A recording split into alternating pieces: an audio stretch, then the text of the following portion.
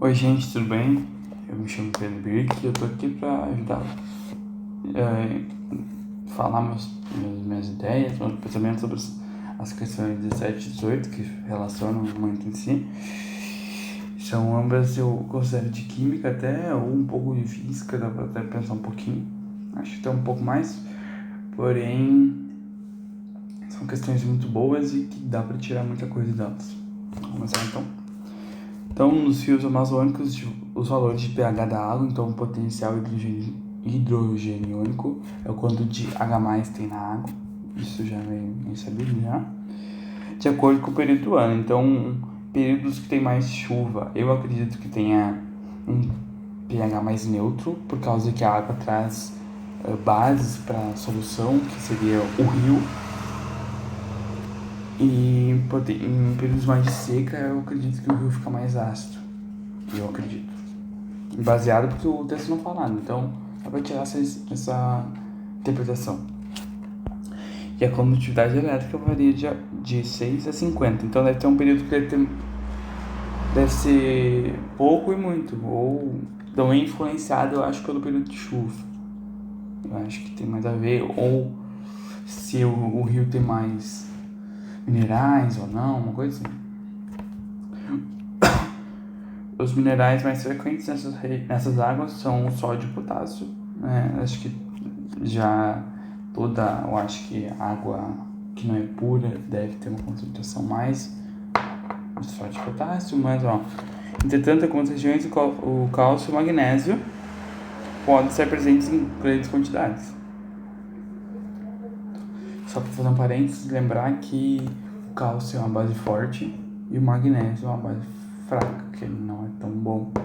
Depende de quer fazer uma coisa no solo, só lembrar disso aí. Em substâncias minerais são eletrólitos que, em um meio de elevada constante de elétron, tanto em dois, tem uma dieletricidade, então tem 2 pontos, como a água, dissociam-se em íons cátions e ânions. Então, os minerais dissociam-se na água em íons cátions e ânions, que é o NaCl. Mais simples assim pensar, NaCl. A água vai se ligar mais ao oxigênio. Não, o Na vai se ligar mais ao oxigênio e o Cl ao H+. Simples, tranquilo.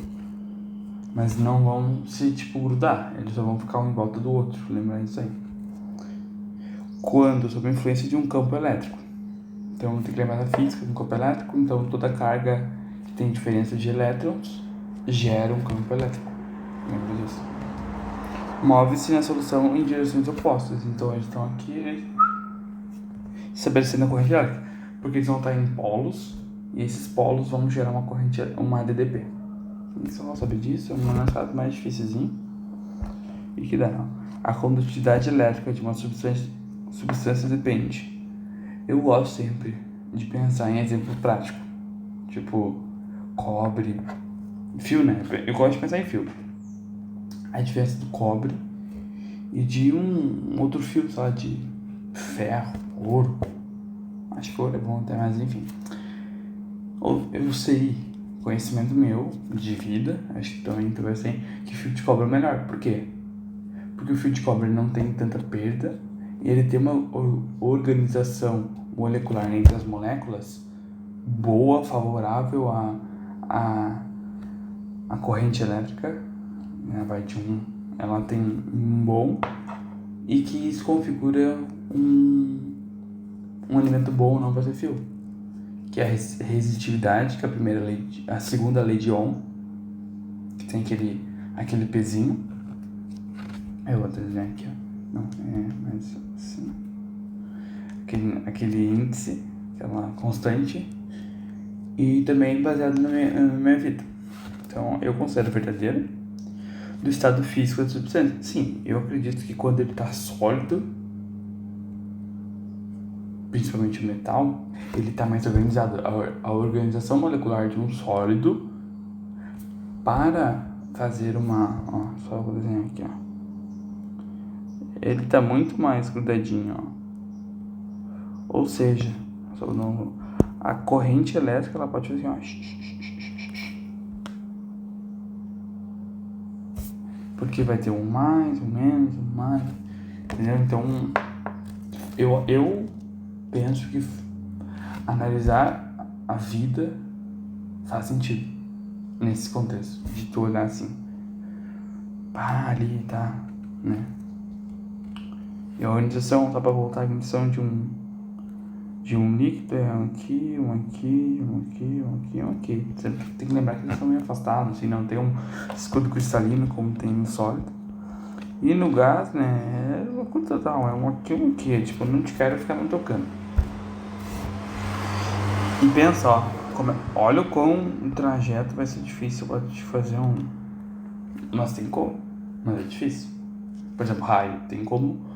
O raio é o que? É a diferença de potencial. E olha, todo o oxigênio, os gases, tem tudo no meio. Consegue, mas é difícil. Pensa no raio. Quando tu tem um gasoso, assim, pensa, tem como, mas é difícil. Pensa pra dar um raio. A diferença tem que ter de DDP.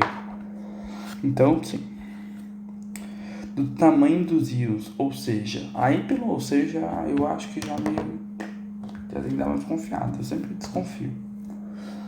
Os íons grandes se movimentam mais rapidamente, pois geram ao redor de si um campo elétrico mais intenso. Olha, pelas equações do campo elétrico, acho que essa aqui é uma questão até mais difícil do que química, mas ajuda já.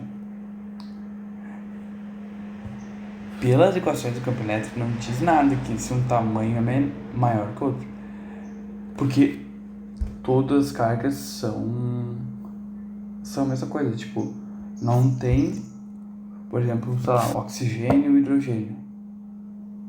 Eles têm um núcleo atômico, o oxigênio tem um núcleo atômico maior, porque tem mais prótons e nêutrons.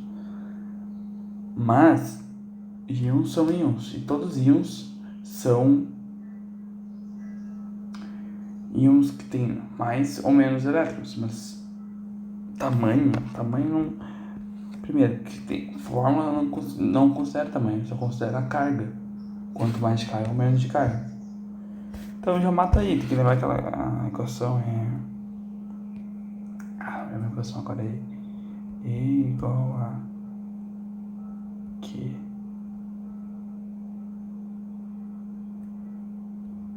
sobre D ao quadrado. Não lembro da fórmula. Eu sempre esqueço essa fórmula de campo elétrico. Mas enfim, dá pra ter uma ideia já do que tamanho de íon. E ó, íons grandes se movimentam mais rapidamente. Se eu for pro senso comum, se eu for pra vida real, quem que se movimenta mais rápido? Alguém mais pesado ou alguém mais leve?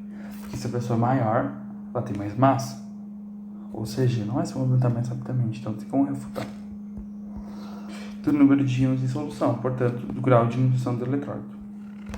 Eu acho que essa aqui tá verdadeira, porque aqui, usando esse exemplo aqui, pensa no rio, para ele ficar neutro, pensa a quantidade de H+, Cl-, ou de oxigênio também, tipo, tem muitos fatores que deixam, flúor também tem, então são muitos fatores que podem alterar